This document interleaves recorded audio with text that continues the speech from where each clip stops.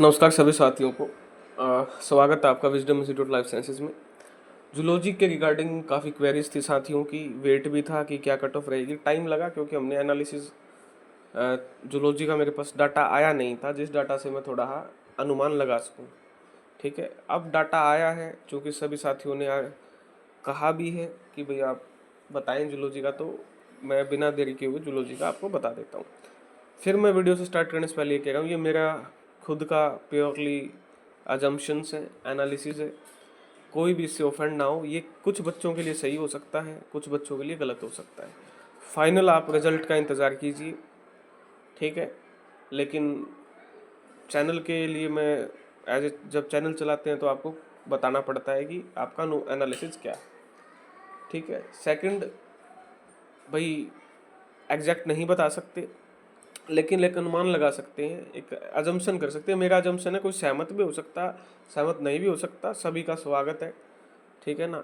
तैयारी सभी करें। मैं फिर बार बार आपको एक बात कह रहा हूँ, all student must prepare for tyre 2। आपको पता है काफ़ी केसेस हैं रिजर्वेशन पॉलिसी वगैरह वगैरह के, तो सभी तैयारी करें जब तक फाइनल रिजल्ट नहीं आ जाता, ठीक है ना। मेरी माने ना किसी और की माने, अपने वो करें। आप मैच्योर स्टूडेंट हैं, 20-25 मई तक रिजल्ट आने की उम्मीद है। 20-25 मई के आसपास सब कुछ ठीक रहा तो उससे पहले भी आ जाए क्या पता, लेकिन मेरा अनुमान है 20-25 मई के बीच में।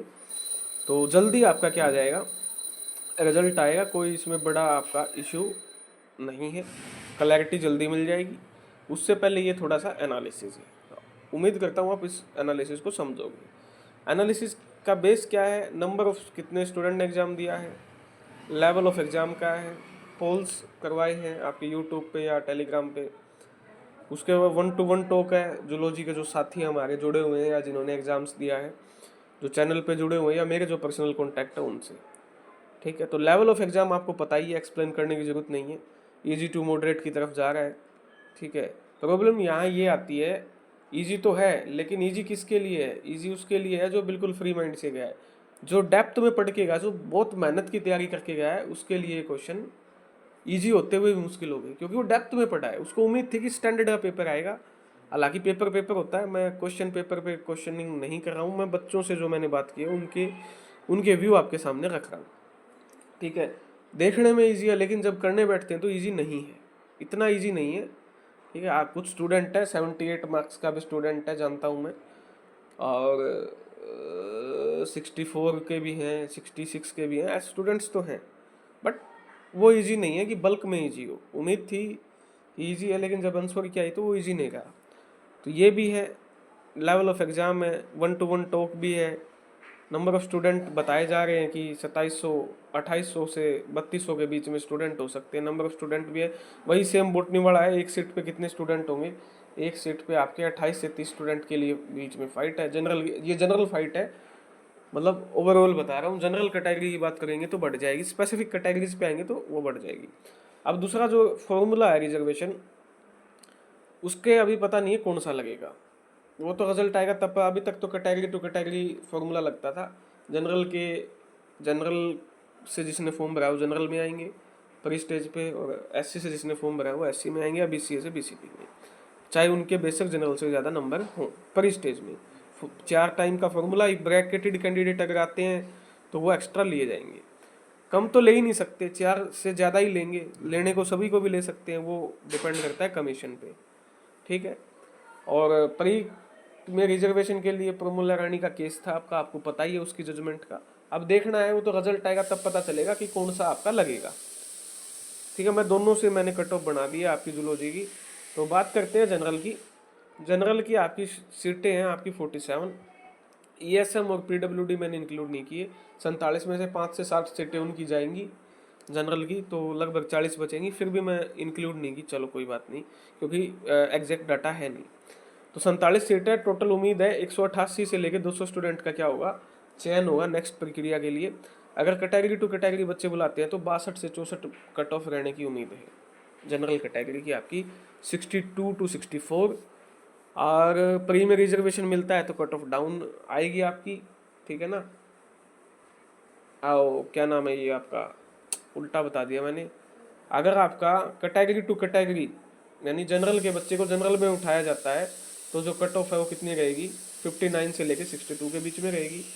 अगर प्रोमिला वाला फॉर्मूला लगता है तो जो जूलॉजी में जनरल की कट ऑफ है वो 62 से 64 रहने की उम्मीद है। ये लास्ट कैंडिडेट की होती है कट ऑफ, लास्ट कैंडिडेट 62 वाला भी हो सकता है, 63 64। ठीक है, अगर कैटेगरी टू कैटेगरी उठाते, मैंने उल्टा लिख दिया थोड़ा, आप इसको समझ जाना। अगर लास्ट कैंडिडेट को उठाते हैं और उसको प्री में रिजर्वेशन देते हैं तो आपका क्या होगा, जनरल की कट ऑफ हाई जाएगी 62 टू 64। अगर जनरल के बच्चों को लेते हैं तो 59 से 62 के बीच में लास्ट कैंडिडेट हो सकता है। ये होगी जनरल की। एससी कैटेगरी में बाइफर्केशन है, अदर और डिप्राइव्ड दोनों सीट है दोनों की, तो 36 बच्चों का सिलेक्शन होने की उम्मीद है मिनिमम, मैक्सिमम तो कितने भी हो सकते हैं।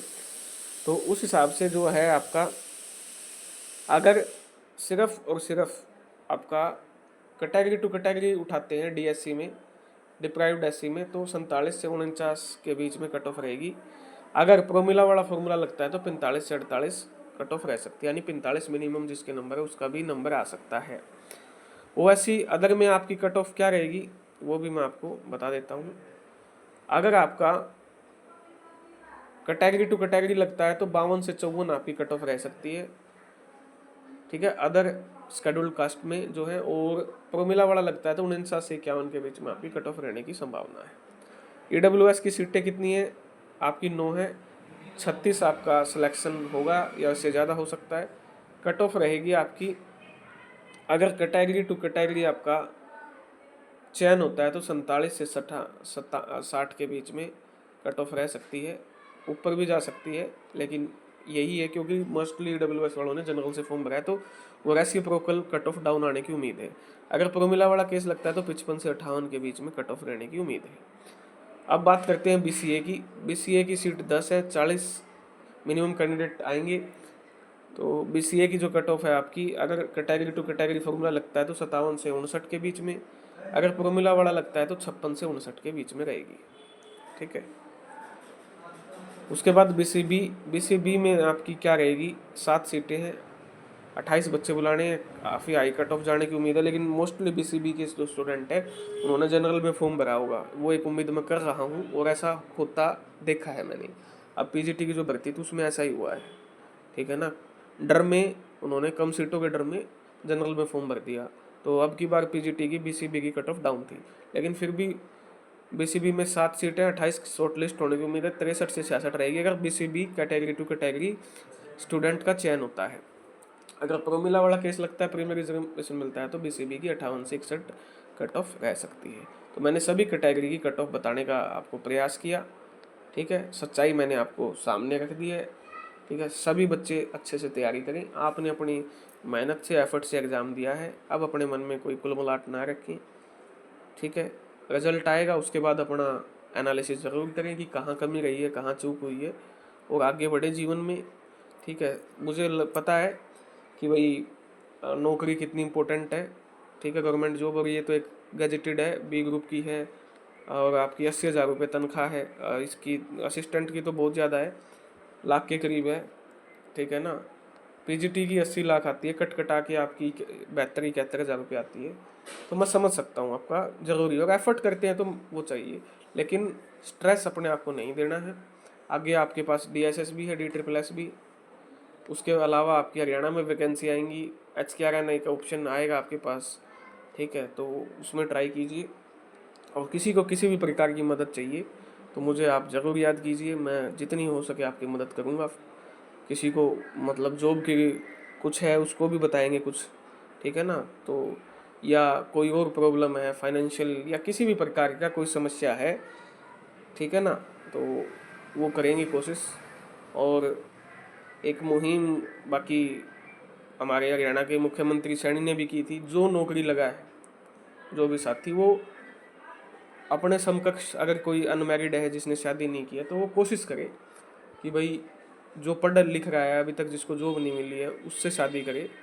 शादी के पैरामीटर अलग अलग हैं वो मैं मानता हूँ, लेकिन कोशिश करें। ऐसा होगा नहीं, पॉसिबल तो रेयर है, लेकिन एक कोशिश की जा सकती है। आप पढ़े लिखे हैं, समझदार हैं, तो ताकि उसको भी एक विश्वास रहे जिनका सिलेक्शन रह गया है। और बाकी कंपैटिबिलिटी तो एक बात है, वो तो बातचीत में होता ही है, लेकिन कोशिश करें कि आप जो शादी करें, चाहे मेल हो चाहे फीमेल हो, कोशिश ये की जाए कि भाई जिसके पास जॉब नहीं है उनको प्रायोरिटी दी जाए। ठीक है, बाकी आपका इंडिविजुअल फैसला है। यह आपके लिए अपडेट थी सारी। कोई डाउट है तो कमेंट सेक्शन में जरूर पूछिए। धन्यवाद।